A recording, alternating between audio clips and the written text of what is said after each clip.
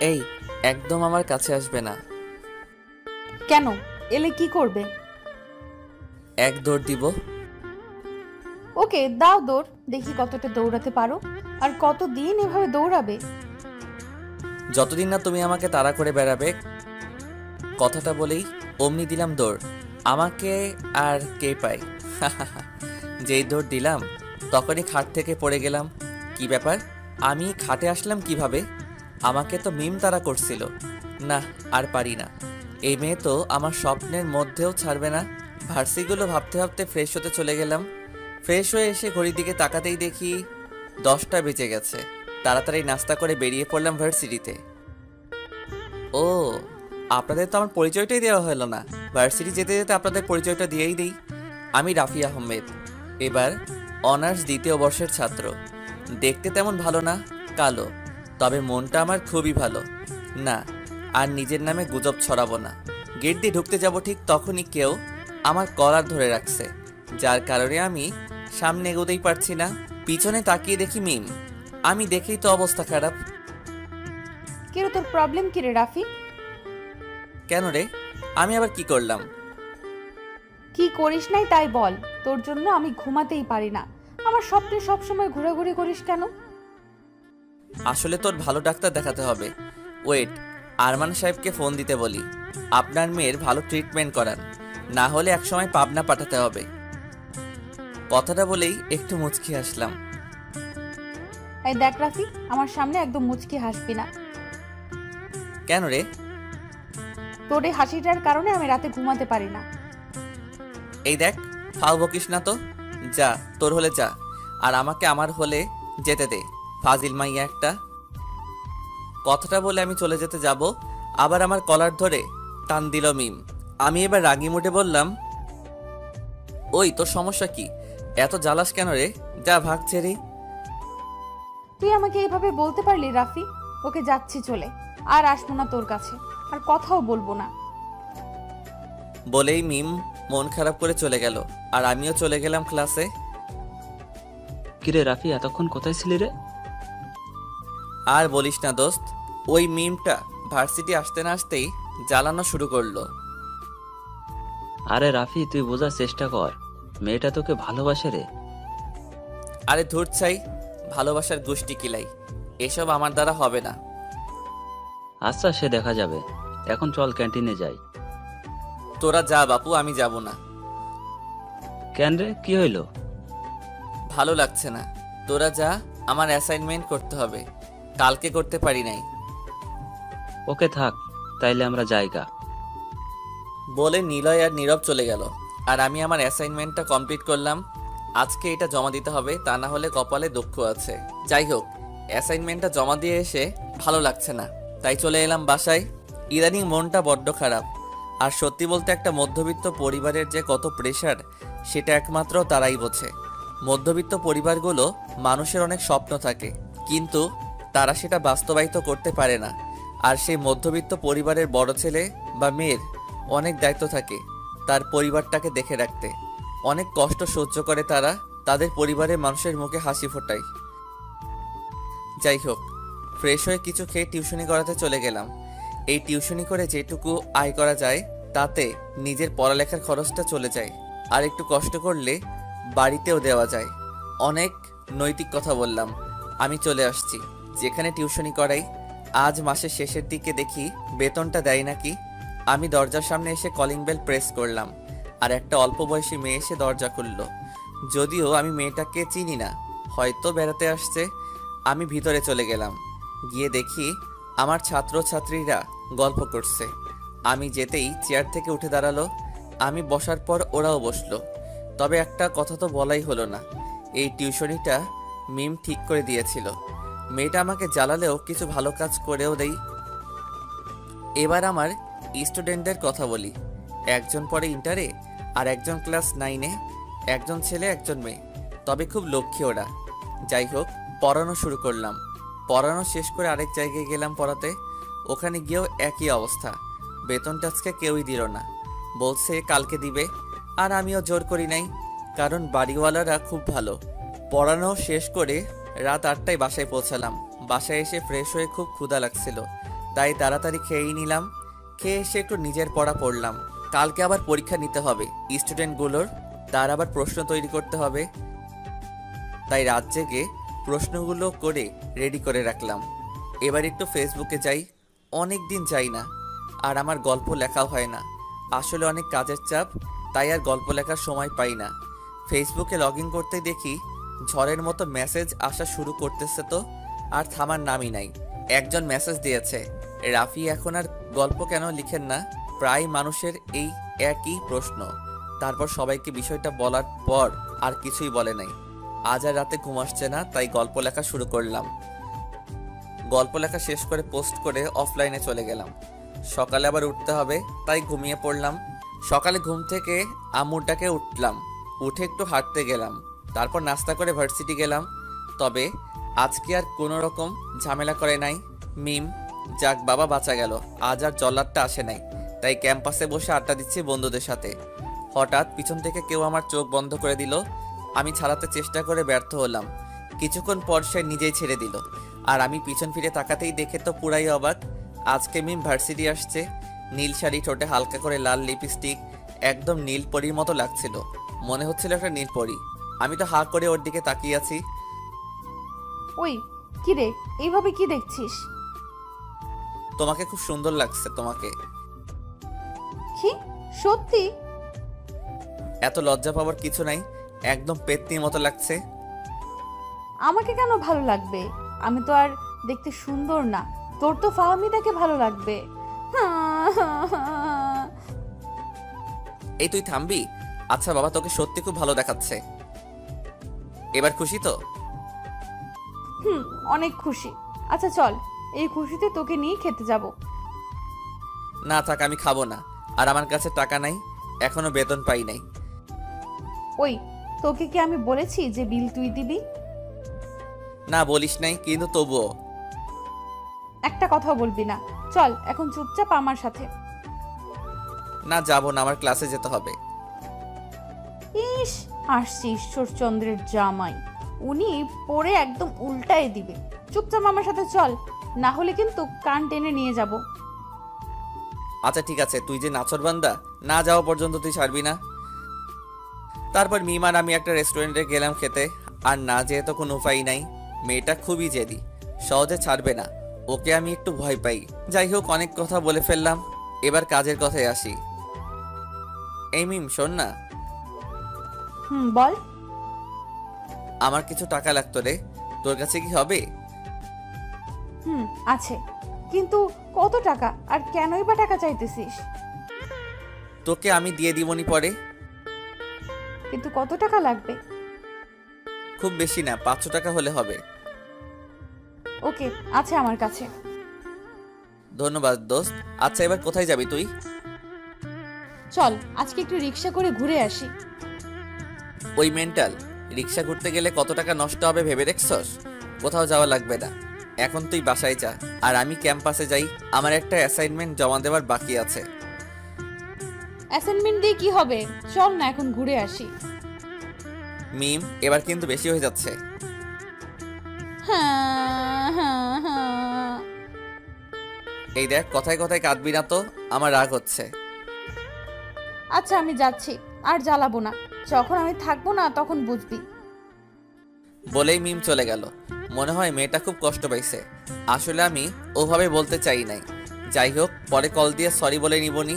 আমি ভার্সিটি গিয়ে অ্যাসাইনমেন্ট জমা দিয়ে বাসায় চলে এলাম। বাসায় এসে ফ্রেশ হয়ে খেয়ে দিয়ে পড়াতে চলে গেলাম। পড়ানো শেষ করে রাতে বাসায় আসলাম। ফ্রেশ হয়ে ফোনটা নিয়ে মিমকে একটা কল দিলাম। 3-4 বার রিং হওয়ার পর কলটা রিসিভ করলো। হ্যালো পেতনি। কি আপনি? আমি পেতনির বয়ফ্রেন্ড। সরি, আমি পরপুরুষের সাথে কথা বলবো না। ওকে বলা লাগবে না ভাই। ওই হারামি, ফোন রাখার জন্য এত ব্যস্ত হোস কেন? কি আর করব, এইমাত্র কেউ একজন বললেন যে তিনি নাকি পর পুরুষের সাথে কথা বলবে না, তাই। ওকে সরি, কি জন্য বল কল দিছস? তাই কইয়া ফেল। আসলে সকালের জন্য সরি। কোন ব্যাপারে? সকালে তোর সাথে খারাপ ব্যবহার করার জন্য। কোন খারাপ ব্যবহার? মিম, এবার কি বেশি হয়ে যাচ্ছে না? না একদম বেশি হয়ে যাচ্ছে না? আচ্ছা যাই হোক, আমি দুঃখিত। আচ্ছা রাফি, একটা কথা বলতো, তুই কি সত্যি আমাকে বুঝিস না? মানে? না কিছু না। ও আচ্ছা, একটু বেলকনিতে আসতে পারবি? কেন রে? আসতে বলছি মানে আয়, অত প্রশ্ন করিস কেন? আচ্ছা আসছি। মিম এসে অমনি জোরে একটা চিৎকার দিল। আপনারা কি ভাবছেন মিম কেন চিৎকার দিল? তাহলে বলছি শুনুন। আসলে বিষয়টা হলো কি, আজ ওর বার্থডে, তাই ওকে সারপ্রাইজ দিব বলে ওর বেলকনির সামনে গিয়ে মোমবাতি দিয়ে হ্যাপি বার্থডে লেখছি। আর সেটা দেখেই মিম চিৎকার দিল আর এক দৌড়ে নিচে চলে এলো আর আমাকে জড়িয়ে ধরলো। নে হয়েছে, এবার ছাড়। আর এত খুশি হওয়ার কিছু নাই, তোর টাকা দিয়ে তোকে উইশ করলাম। সে যার টাকাই হোক না কেন, তুমি যে আমার বার্থডে মনে রাখছো এটাই আমার কাছে অনেক কিছু রাফি। এই বোকামে, আজকে একটা খুশির দিন আর তুই কান্না করছিস কেন? আর আমি তো তোর বন্ধু, বন্ধু হয়ে বন্ধুর পয়তা দিবস মনে রাখবো না তো কে রাখবে শুনি? আমার কথা শুনেই মিম হেসে দিল। আসলে ওকে হাসানোর জন্যই কথাটা বললাম। আর সত্যি বলতে মিমকে হাসলে খুব মায়াবী লাগে। মিম আবার আমাকে জড়িয়ে ধরলো। কিরে, কি হলো আবার? আমাকে এইভাবে সারা জীবন আগলে রাখতে পারবি রাফি? কখনো ছেড়ে যাবি না তো? তোর সাথে আমি সারা জীবন থাকতে চাই না, তুই আমাকে জ্বালিয়ে মারবি? জ্বালাবো, 100 বার জ্বালাবো। আর যদি কখনো অন্য কোনো মেয়ের দিকে চোখ তুলে তাকিয়েছিস তো তোর খবর আছে। ওই সেবার কেকটা কাট। তারপর মিম কেক কাটলো, ওকে আমি খাইয়ে দিলাম আর ও আমাকে। আচ্ছা এবার তুই বাসায় যা, রাতটা তো অনেক হলো। না আমি যাব না, তোর সাথে এভাবেই থাকবো। পাগলামি করিস না, আমার খুব ঘুম আসছে। চল আজ দুজনে একসাথে ঘুমাই। প্লিজ মিম, পাগলামি করিস না। আচ্ছা যাও, আর বাসায় গিয়ে কল দিও। আচ্ছা যাচ্ছি, তুইও বাসায় যা। মিম চলে যাওয়ার পর আমিও চলে এলাম। আর আমি যখনই আমার বাড়ির কাছে আসলাম ঠিক তখনই অন্য দিক থেকে একটা গাড়ি এসে আমাকে ধাক্কা দিল আর আমি দূরে গিয়ে ছিটকে পড়লাম। আর অন্যদিকে মিম আমাকে ফোনের পর ফোন দিয়ে যাচ্ছে, কিন্তু আমার ফোনটা তো রাস্তার পাশে পড়ে আছে। 1 বছর পর আমার কোমা থেকে জ্ঞান ফিরল। চোখ খুলে দেখি কারা যেন আমার পাশে দাঁড়িয়ে আছে আর আরেকজন মহিলা আমার পাশে বসে আছে। আমি চোখে ঝাপসা দেখছি, তখনই ডাক্তার এসে মহিলাটাকে বলল আসলে মাথায় অনেক আঘাত লাগার কারণে আর কোমায় থাকার জন্য সবাইকে একটু চিনতে কষ্ট হচ্ছে। এতে চিন্তার কোনো কারণ নাই, কিছু সময় পর ঠিক হয়ে যাবে বলেই ডাক্তার চলে গেলেন। তারপর নার্স এসে আমাকে একটা কম পাওয়ারের ঘুমের ইঞ্জেকশন দিল আর আমি ঘুমিয়ে গেলাম। আর আমার যখন ঘুম ভাঙলো তখন রাত 10টা বাজে। ঘুম থেকে উঠে দেখি আম্মু আমার পাশে বসে আছে। আসলে ওই দিন অ্যাক্সিডেন্টের সময় আমার শরীরে অনেক আঘাত পাই আর সব থেকে বেশি আঘাত পাই আমার মাথায়, যার কারণে আমি কোমায় চলে যাই। আজকে এই দিনে আমি অ্যাক্সিডেন্ট করছিলাম আর আজকের দিনেই মিমের বার্থডে। আমি আর দেরি না করে মিমকে একটা কল দিলাম, কিন্তু ফোনটা বন্ধ বলল। অনেকবার ট্রাই করলাম কিন্তু কোনোভাবেই ফোন ঢোকাতেই পারছিলাম না। আর আমি বেশি চিন্তা করতে পারলাম না, কারণ মাথায় প্রচুর ব্যথা করছে। পরের দিন সকালে আমাকে হসপিটাল থেকে রিলিজ করে দেয়। আমি বাড়িতে এসে ভার্সিটির দিকে রওনা দিলাম। আর এতক্ষণে হয়তো সবাই জেনে গেছে আমি বাড়ি ফিরে আসছি। আমি ভার্সিটি ঢুকে ক্লাসের দিকে যেতে লাগলাম। ক্লাসের দিকে গিয়ে দেখি ক্লাসের দরজা বন্ধ, ভিতর দিয়ে লক করা। আমি দরজায় নক করতেই কে যেন এসে খুলে দিল। আর আমি ভিতরে ঢুকে যেটা দেখলাম, কোথা থেকে মিম এসে আমাকে জড়িয়ে ধরলো আর আমাকে কপালে মুখে চুমু খেতে লাগলো। রাফি তুমি ঠিক আছো? কেমন আছো? খুব মিস করছি তোমাকে। এই যে দেখো, আমি ভালোই আছি, তোমার রাফি ভালো আছে। আর এই পাগলি, তুমি কান্না করছো কেন? তুমি জানো না রাফি, তোমাকে খুব মিস করছি। তোমার জ্ঞান ফেরার আগে থেকে আমি হসপিটালে গিয়ে তোমার পাশে বসেছিলাম, কখন তোমার জ্ঞান ফিরবে। এই বোকামি, আমি তোমাকে ছাড়া কোথাও যাব না। আর ওই উপরে যিনি বসে আছেন উনি এত তাড়াতাড়ি আমাকে ওনার কাছে নিবে না। রাফি আমি আর তোমাকে হারাতে চাই না। আমিও চাই না তোমাকে হারাতে। কিরে মিম, এবার তো ছেড়ে দে। বেচারা সবে মাত্র ভার্সিটিতে আসলো, ওকে একটু রেস্ট নিতে দে। না আমি ওকে ছাড়বো না। আরে সবাই তো ওদের দিকে তাকিয়ে আছে, এবার তো ছাড়। আনিশার কথাতে মিম আমাকে ছেড়ে দিল। আচ্ছা রাফি, এখন কি অবস্থা তোর? এই তো ভালো। আচ্ছা চলো আড্ডা দেই। তারপর সব বন্ধুরা মিলে ক্যান্টিনে গেলাম। অনেকক্ষণ আড্ডা দেওয়ার পর লাঞ্চ করে আবার ক্যাম্পাসে গেলাম। আজ আর ক্লাস করলাম না, কারণ হঠাৎ করে আমার মাথা ব্যথা করছিল। তাই ওদেরকে বলে চলে এলাম। মিম আর আদনান আমাকে বাসায় এগিয়ে দিয়ে চলে গেল। বাসায় এসে ফ্রেশ হয়ে ঘুমাতে গেলাম। আমি যাওয়ার একটু পর আম্মু আমার রুমে আসলো। কি রে রাফি, ঠিক আছিস তো? আম্মু। আচ্ছা আম্মু, আমার মাথাটা একটু হাত বুলাই দিবে? আচ্ছা বাবা, দিচ্ছি, তুই ঘুমা। আম্মু মাথায় হাত বুলিয়ে দিয়ে দিচ্ছিল। কখন যে ঘুমিয়ে গেলাম নিজেও জানি না। ঘুম থেকে উঠেই দেখি একজন হাজির। আরে তুমি? আমি তোমার কথা শুনে দেখতে চলে এলাম। ও, ধন্যবাদ তোমাকে। এখন কেমন লাগছে রাফি? মোটামুটি ভালো। ও আচ্ছা রাফি, আমি এখন আসি, পরে আবার আসবো। বাই। ওকে যাও, আবার এসো কিন্তু। কি আপনারা অবাক হয়ে যাচ্ছেন যে এত সময় কার সাথে কথা বলছিলাম? তাহলে বলছি, ওর সাথে আমার ফেসবুকে পরিচয়। আমাদের ফ্রেন্ডশিপের 3 বছর পূর্ণ হলো। আর ওর নাম হলো শাহরিন সুলতানা আখি। ওর ব্যাপারে এখন এইটুকু জেনে রাখেন, আর জানার প্রয়োজন নেই। যাই হোক, শাহরিন চলে যাওয়ার পর ফ্রেশ হয়ে বসে আছি। তখনই মিমের ফোন। হ্যালো রাফি। বলো। আচ্ছা কালকে চলো কোথাও থেকে ঘুরে আসি। কোথায় যাবে? চলো কোথাও থেকে ঘুরে আসি, ভালো লাগবে তোমার। আর আমি এই 1 বছর কোথাও যাই নাই, তোমাকে নিয়ে কোথাও ঘুরতে যাওয়া হয় নাই। ও আচ্ছা, যাবো তাইলে। খাইছো তুমি? খাইছি। তুমি? না, খাই নাই, তবে খাবো কিছু সময় পরে। ও আচ্ছা, তাড়াতাড়ি খেয়ে নিও। আর খাবার খেয়ে ওষুধ খেতে ভুলে যেও না। আচ্ছা এখন রাখি রাফি, তুমি রাত জাগবে না, ঘুমিয়ে যাবে তাড়াতাড়ি। ওকে, তুমি যা বলবে তাই হবে। এবার রাখি তাইলে। ফোনটা কেটে দিয়ে খেতে গেলাম। খাওয়া দাওয়া শেষ করে ওষুধ খেয়ে ঘরে এসে শুয়ে পড়লাম। হঠাৎ মিমের কথা মনে পড়ল। আচ্ছা, মেয়েটা কেন আমার এত যত্ন নেয়? ও কি আমাকে সত্যি ভালোবাসে, নাকি আমার প্রতি বন্ধুত্ব এর দায়িত্ব পালন করে? কিন্তু ওর কাজকর্ম দেখে তো আমার প্রতি অনেকটাই দুর্বল। আচ্ছা, আমি ওকে নিয়ে তো ভাবছি কেন? তার মানে আমিও কি ওকে...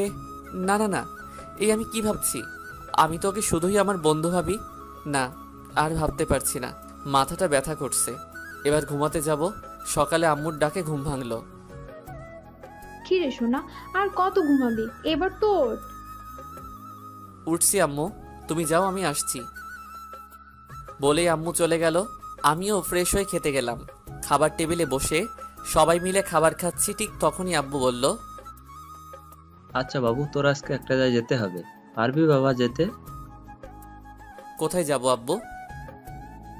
একটা কাগজে একটা ঠিকানা লিখে দিল আর বলল এই ঠিকানায় যেতে। খাওয়া দাওয়া শেষ করে রুমে এসে ঠিকানা অনুযায়ী বেরিয়ে পড়লাম। 1 ঘন্টা পর ঠিকানা অনুযায়ী পৌঁছে গেলাম। এটা একটা কোম্পানি, চৌধুরী ইন্ডাস্ট্রিয়াল। আসতে পারি ম্যাম? আসো। এই, তুমি কি হাসিব ভাইয়ের ছেলে রাফি? জি ম্যাম। এই, তুমি আমাকে ম্যাম বলছো কেন? আমাকে আন্টি বলবে, কেমন? Okay ma'am. কি, আবার ম্যাম? ও দুঃখিত আন্টি। এই তো, এবার ঠিক আছে।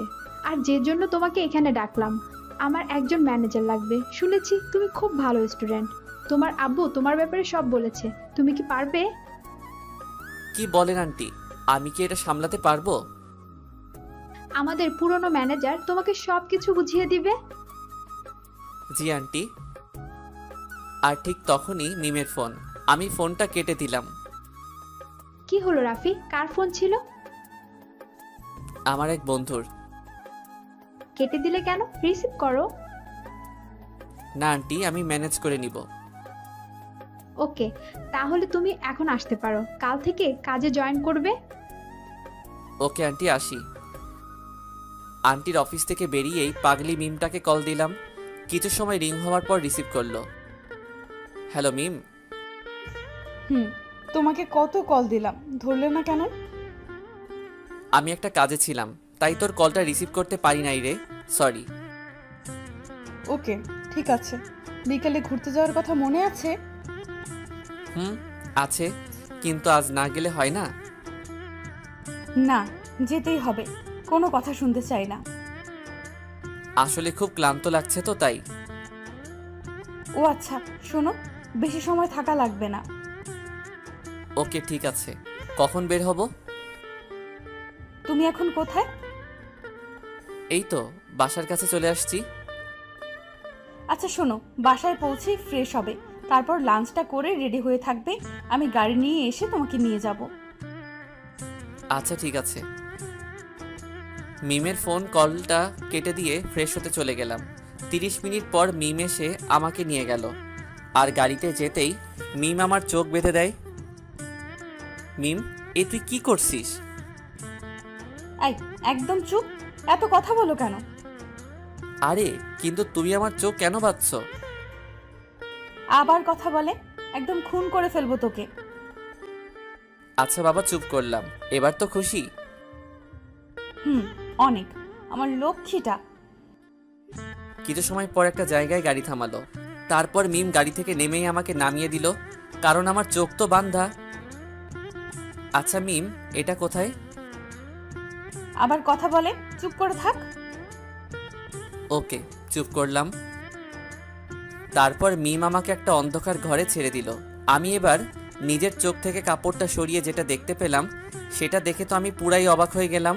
আমি চোখ খুলতেই রুমের সারা জায়গায় লাইট জ্বলে গেল, আর আমি দেখতে পেলাম একটা মেয়ে নীল শাড়ি পরে দাঁড়িয়ে আছে। যেই না মেয়েটা ঘুরলো, আমি দেখেই তো ভূত দেখার মতো চমকে উঠলাম। মিম, তুই? আমি ছাড়া আর কেউ থাকবে নাকি? আরে তা নয়, কিন্তু তুই আমাকে এখানে কেন নিয়ে এলি? তখন দেখি আব্বু আম্মু সবাই এসে হাজির, আর বলতে লাগলো, happy birthday Rafi, happy birthday to you my princess, happy birthday to you দোস্ত, বলে আমার সব ফ্রেন্ডরা এসে আমাকে জড়িয়ে ধরলো। আচ্ছা, এবার কি কেক কাটবে নাকি? হো হ্যাঁ, যা রাফি, মিম মায়ের সাথে কেকটা কেটে আয়। আম্মুর কথা মতো গিয়ে মিম আর আমি কেক কাটলাম। প্রথমে আব্বু আম্মুকে খাইয়ে দিলাম, আর তারপর মিমকে খাইয়ে দিলাম। এরপর একে অপরকে কেক খাইয়ে দিলাম। তারপর অনেক মজা করলাম, পার্টি করলাম। হঠাৎ আমার মাথার ভেতরে একটা চক্কর দিল, মনে হলো মাথাটা বোধহয় ছিঁড়ে যাবে। আমি সাথে সাথে নিচে পড়ে গেলাম, আর মিম এটা দেখেই দৌড়ে চলে এলো, আর আমাকে ওর কোলের উপর নিয়ে মাথায় হাত বুলিয়ে দিতে লাগলো। কিন্তু শেষ রক্ষা হলো না আমার, আমি সাথে সাথে জ্ঞান হারালাম। যখন জ্ঞান ফিরল, তখন নিজেকে হসপিটালের বেডে আবিষ্কার করলাম। আমার জ্ঞান ফিরতেই মিম ডাক্তারকে ডাক দিলেন, আর সাথে সাথে এসে আমাকে চেক আপ করে গেলেন, আর মিমকে বাইরে আসতে বললেন। মিম ওনার সাথে বাইরে চলে গেল। কিছু সময় পর মিম আমার কেবিনে আসলো, আর আমার পাশে বসে মাথায় হাত বুলিয়ে দিচ্ছে আর কান্না করছে। এই মিম, কি হয়েছে, কাঁদছো কেন? কই না, তো আসলে চোখে কিছু একটা পড়লো, তাই চোখ দিয়ে পানি পড়ছে।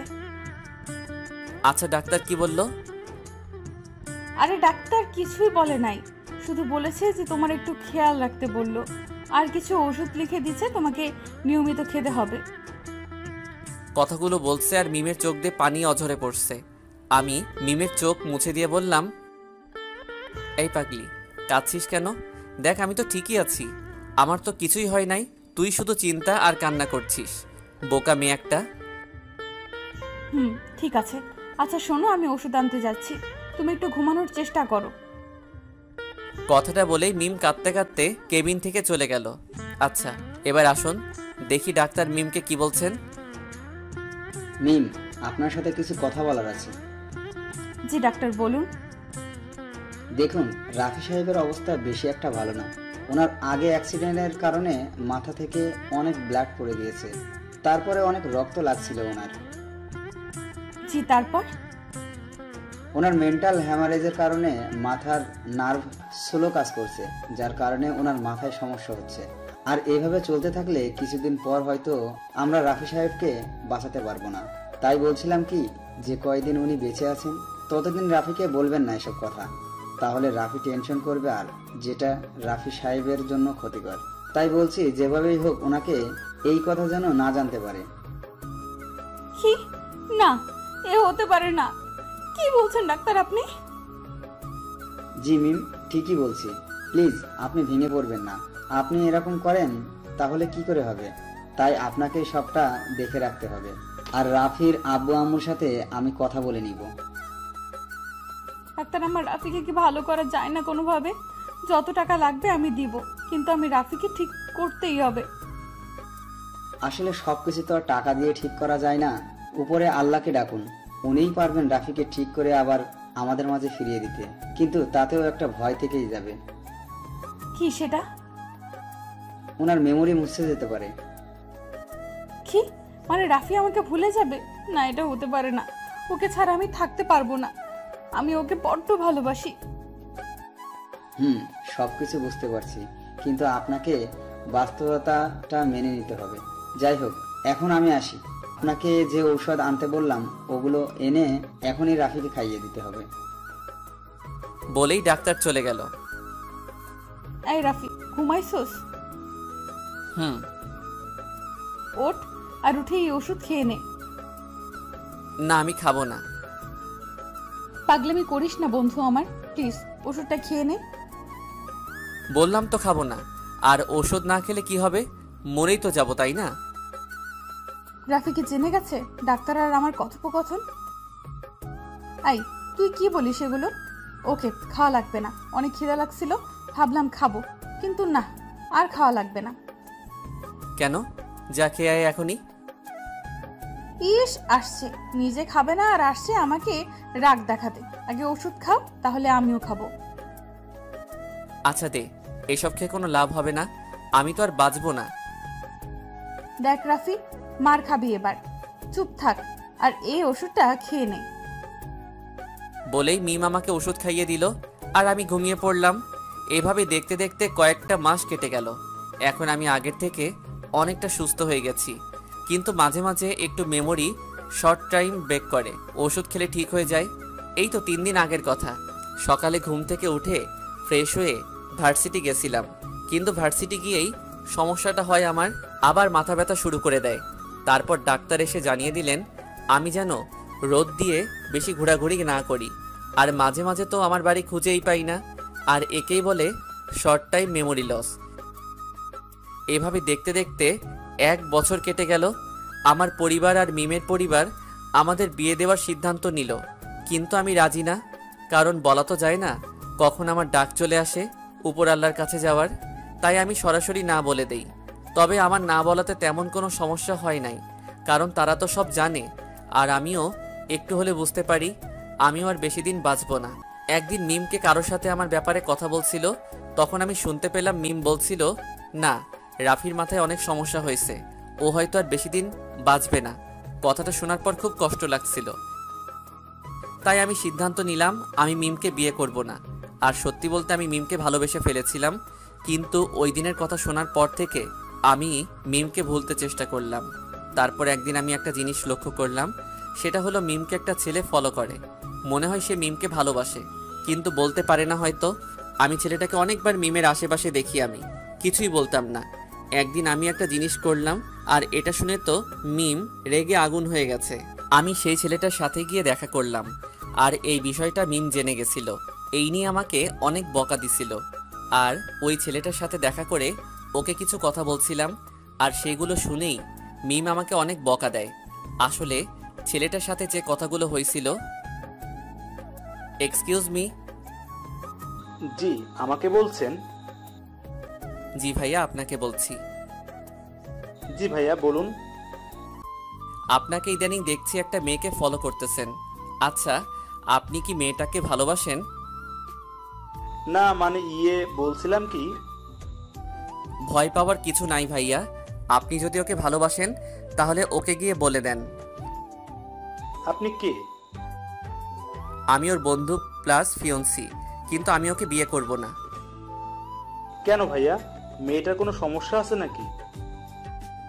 না, ওর কোনো সমস্যা নেই। তাহলে? তারপর ওকে সব খুলে বললাম। আমার কথা শুনে ছেলেটা প্রায় কাঁদো কাঁদো অবস্থা। ভাইয়া, আপনি ওকে খুব লাভ করেন তাই না? খুব বেশি ভালোবাসি, কিন্তু এখন আর লাভ নাই। আমার ব্লাড ক্যান্সার হয়েছে আর মাথায় টিউমার। আমার বাঁচার কোনো উপায় নাই, আর আমি চাই না আমার মিমটা কষ্টে থাকুক। আমি চাই তুমি তোমার ভালোবাসা দিয়ে ভরে রাখবে, পারবে না? জি ভাইয়া, পারবো। যাক, শুনে নিশ্চিত হলাম। আচ্ছা, আপনার নাম কি ভাইয়া? আমার নাম রাহুল। আপনি কি করেন? আমার একটা কোম্পানি আছে, আর আমি ওই কোম্পানির বস। খান ইন্ডাস্ট্রিয়ালের নাম শুনছেন নিশ্চয়? ও হ্যাঁ, শুনছি। এটা তো একটা নামকরা কোম্পানি। জি ভাইয়া। আচ্ছা ভাইয়া, একটা কথা বলি। হ্যাঁ, বলুন। আপনি তো বাইরে চিকিৎসা করাতে পারেন। লাভ নাই ভাইয়া, আমি ডাক্তারের সাথে কথা বলেছিলাম। ডাক্তার বলছে যে আমার হাতে খুব কম সময় আছে, আর আমার যদি অপারেশন করা হয় তাহলে বাঁচার সম্ভাবনা 1%, আর এতে অনেক রিস্কি আছে। আর আমি চাই না আমার জন্য আমার বাবা মা তাদের সব কিছু হারিয়ে ফেলুক। ভাইয়া, আপনাকে কিছু বলার সাধ্য আমার নাই, তবুও বলি, আপনি খুব ভালো মানুষ, কিন্তু এই ভালো মানুষের কেন এমন হয়? আচ্ছা ভাইয়া, তুমি আমার মিমকে কখনো কষ্ট দিবে না, ওর খেয়াল রাখবে। আর মিম একটু রাগী, অল্পতে রেগে যায়, আর ওকে একদম কাঁদাবেন না। ও খুব নরম মনের মানুষ, প্লিজ ভাইয়া। ওকে ভাইয়া, আমি মিমকে খুব ভালোবাসি, তবে হ্যাঁ, আপনার মতো না ভালোবাসতে পারি, কিন্তু ভালোবাসি। আমি জানি ভাইয়া, আপনি মিমকে খুব ভালোবাসেন। রাহুলের কথা বলে বাসায় চলে এলাম, আর বাসায় এসে দেখি মিম আমার রুমে বসে আছে, তবে আজ একটু অন্যভাবে বসে আছে। দেখে মনে হচ্ছে খুব রাগ হয়ে আছে আমার উপর। আরে মিম, তুই এখানে? আমি। কিন্তু তুই এত সময় কই ছিলি? তোকে কতগুলো কল করছি দেখছিস? সরি রে, ফোনটা সাইলেন্ট ছিল, একটা গুরুত্বপূর্ণ কাজ ছিল, তাই সাইলেন্ট করে রাখছিলাম আমি। তোর ইম্পর্ট্যান্ট কাজ কি ওই মিস্টার রাহুলের সাথে ছিল? আরে কি বলছিস? রাহুল? এ আবার কে? তোর বয়ফ্রেন্ড নাকি রে? তুই খুব পচা হয়ে গেছিস। তুই প্রেম করছিস, আর আমি জানি না? তুই না আমার খুব ভালো ফ্রেন্ড। আমার কথা শেষ হওয়ার সাথে সাথেই মিম কষিয়ে আমার বাগালে একটা চর মেরে আমাকে জড়িয়ে ধরেই কেঁদে দিল। আরে কাঁদছিস কেন? তুই যে কেন কাঁদছিস আমি তো ভালো করেই জানি, কথাটা মনে মনে বললাম।